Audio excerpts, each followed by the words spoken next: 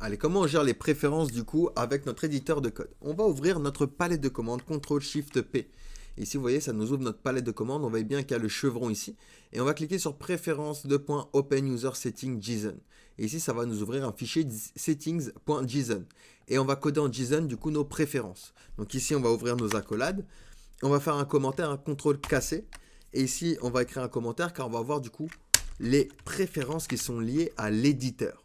Donc pour commencer, on a notre minimap ici. Vous voyez, on a une minimap qui représente du coup votre éditeur en format mini à côté. Ça peut être dérangeant.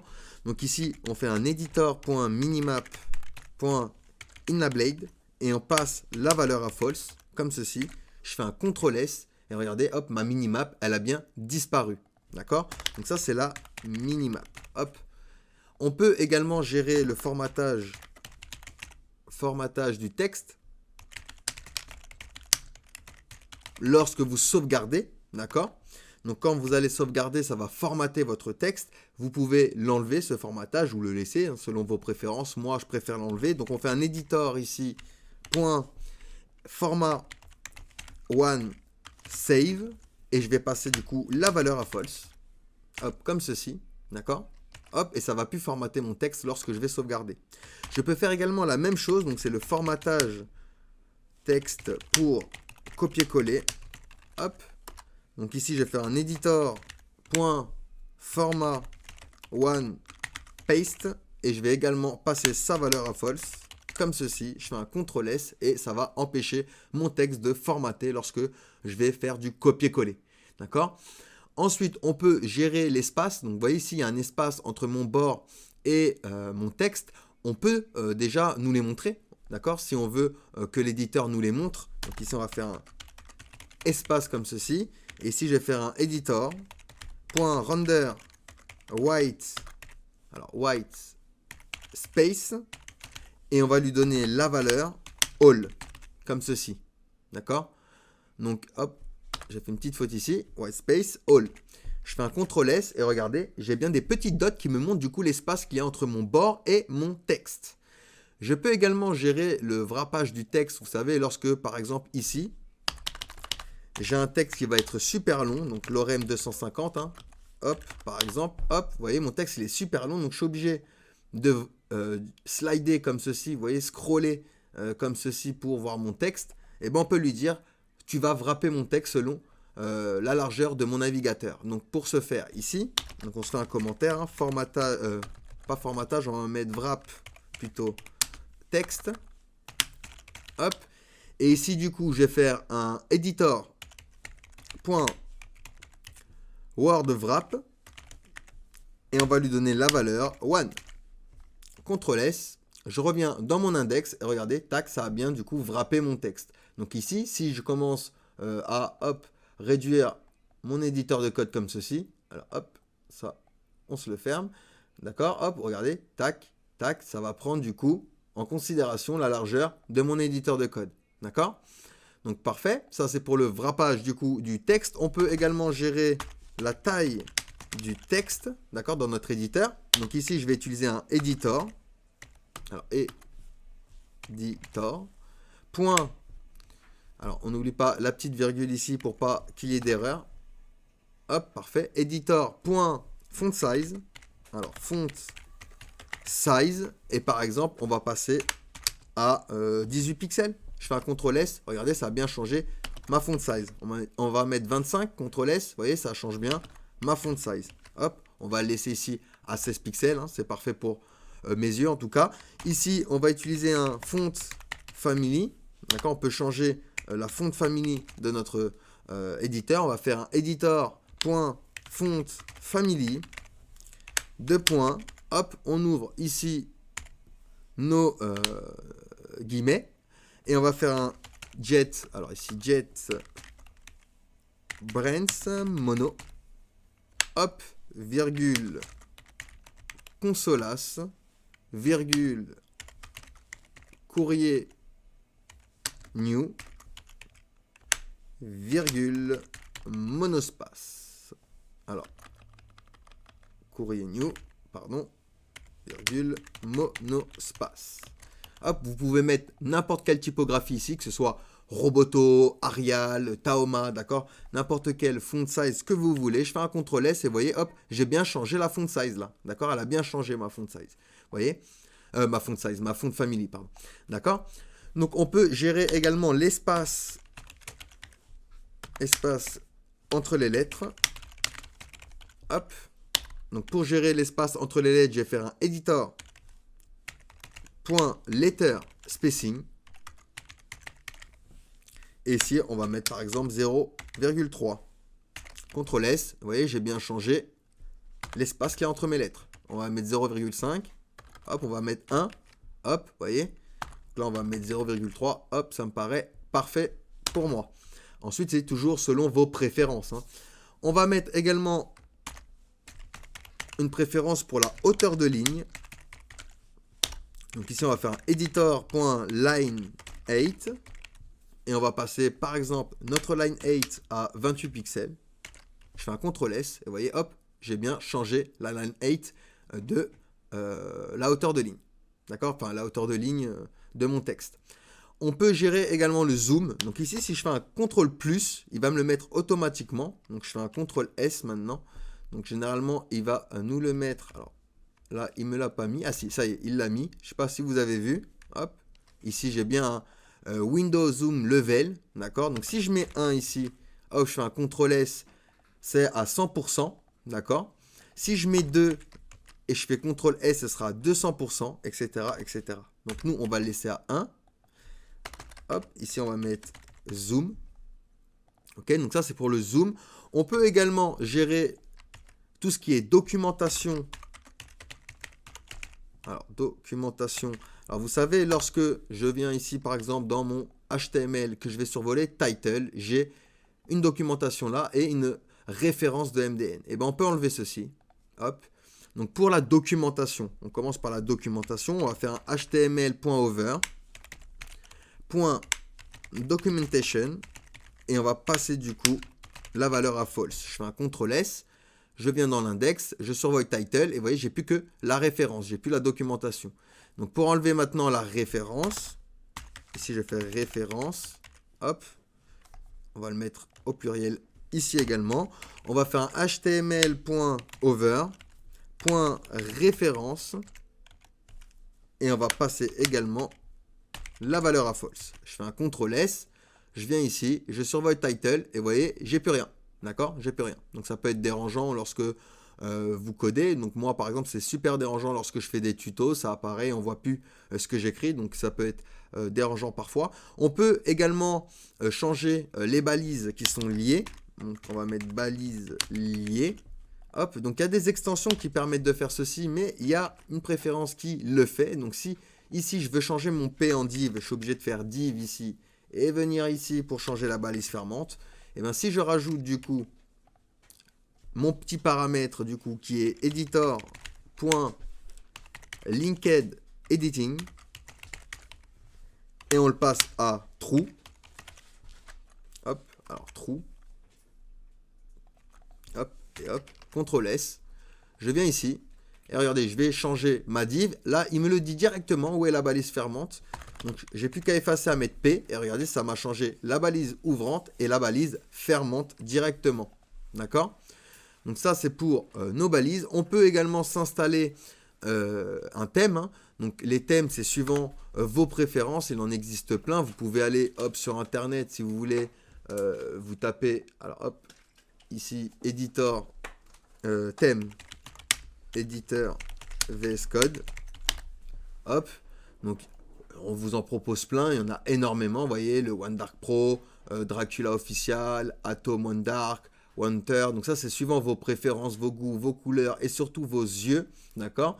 Donc, ici, moi, je vais utiliser Tokyo. Hop. Night.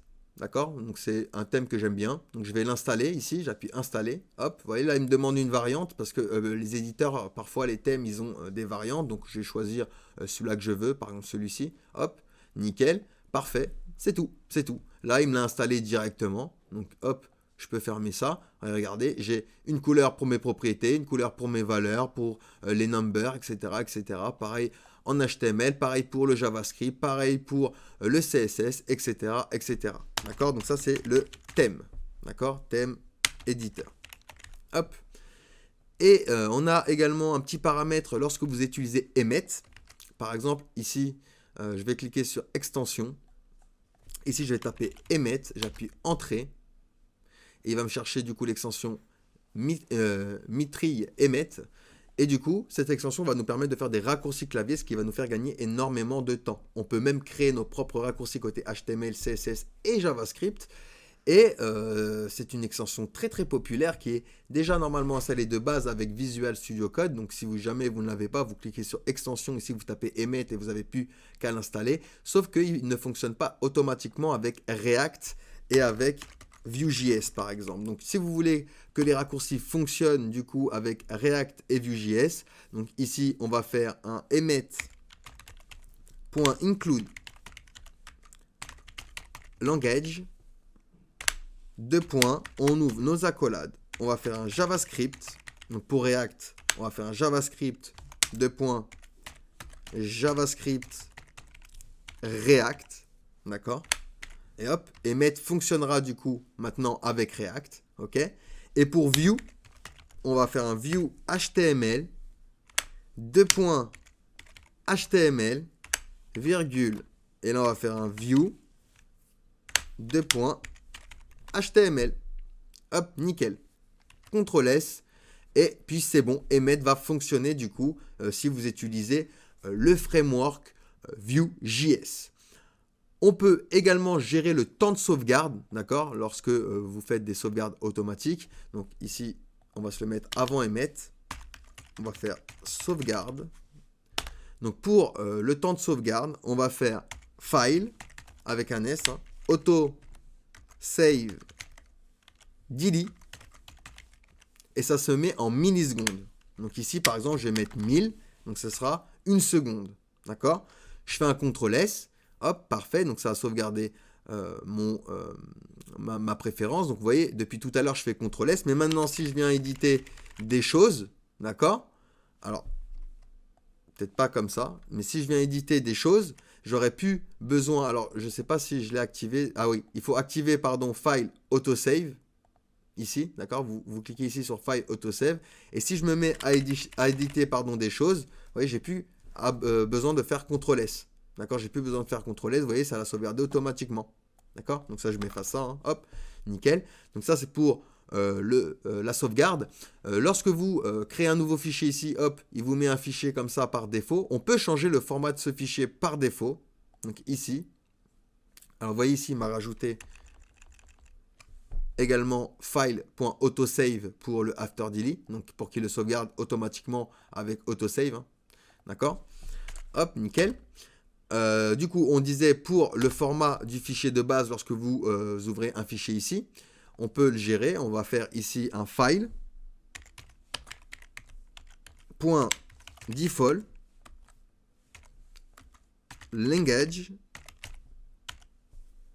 deux points. Et là, par exemple, je vais mettre du JavaScript. Hop, JavaScript. Virgule, CTRL S. Maintenant, je vais ouvrir un nouveau fichier. Et vous voyez, là, j'ai bien du JS ici. J'ai bien du JS.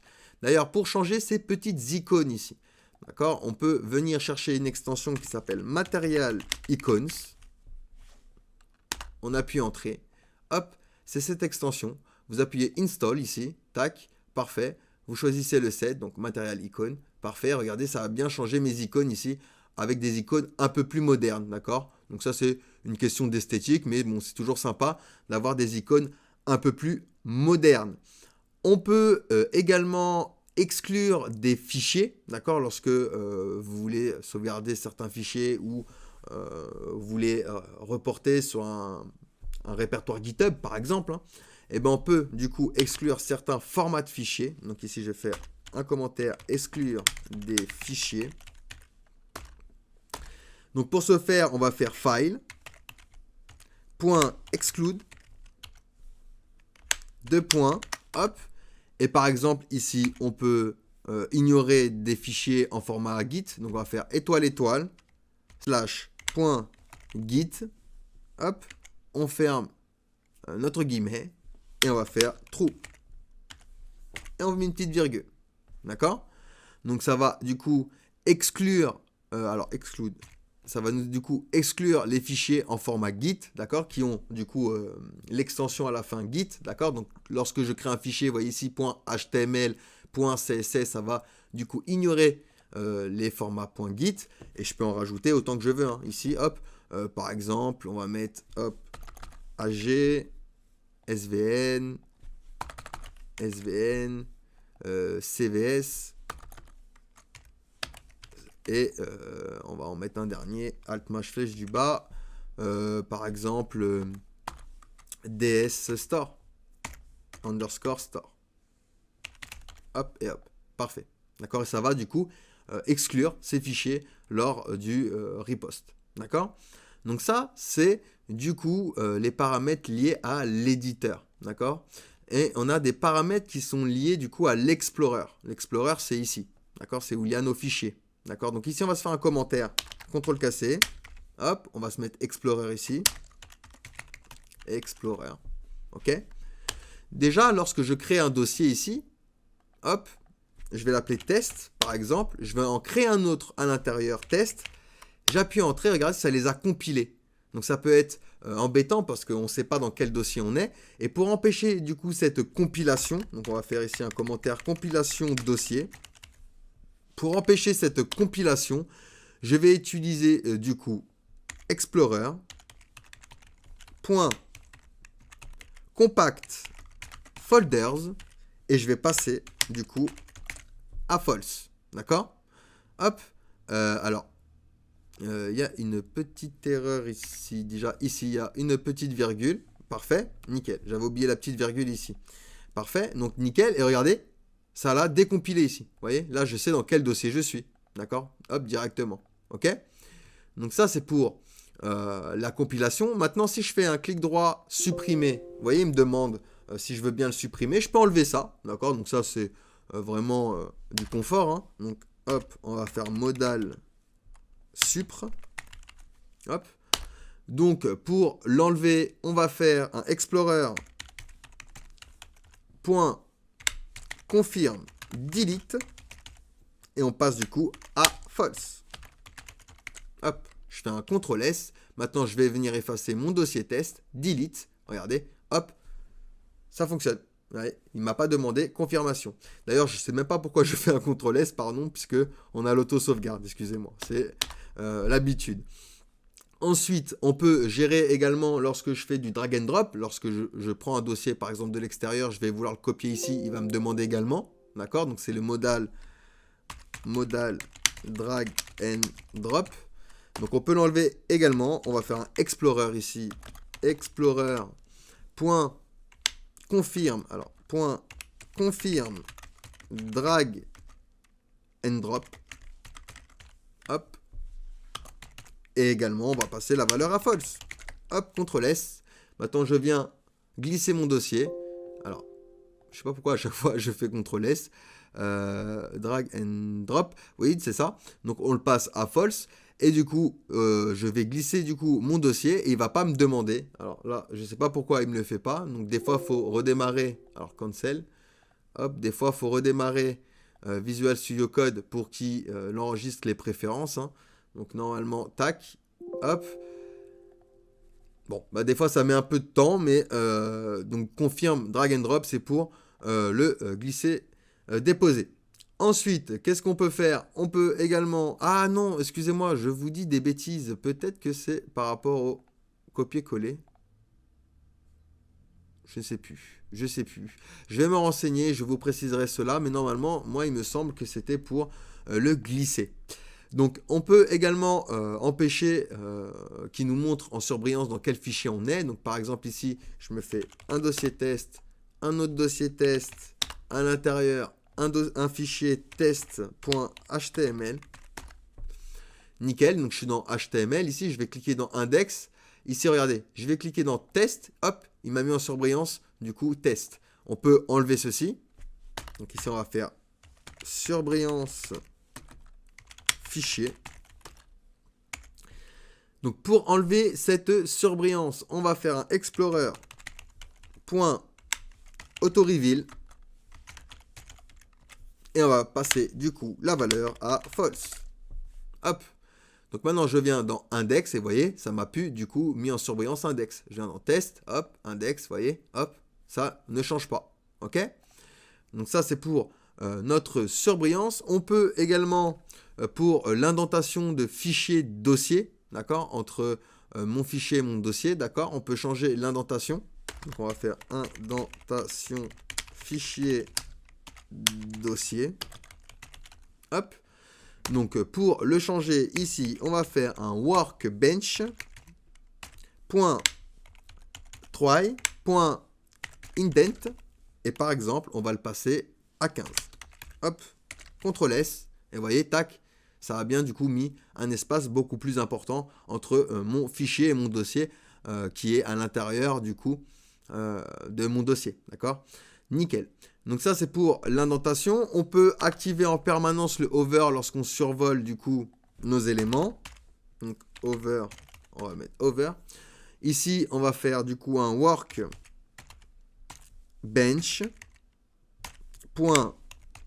.try .render pardon indent guide. Et on va le passer à always. Hop. Alors, always. Parfait. Hop. Virgule, CTRL S. Ah non, pas CTRL S, pardon. Juste virgule. Parfait. Et du coup, hop, ça va me montrer du coup mon hover directement. D'accord? À tous mes éléments lorsque je vais survoler mes éléments. D'accord? Donc ça, c'est pour notre survol. On peut également ouvrir un fichier sans le preview. Donc, ouvrir fichier sans preview. Hop. Donc ici, on va utiliser workbench.editor .enable preview et on va le passer du coup à false. Hop. Et une petite virgule. CTRL S. Enfin non, pas de CTRL S, c'est vraiment une habitude qu'il faut que j'enlève. Donc voilà, et du coup, on va pouvoir ouvrir des fichiers sans besoin d'avoir un preview sur notre fichier.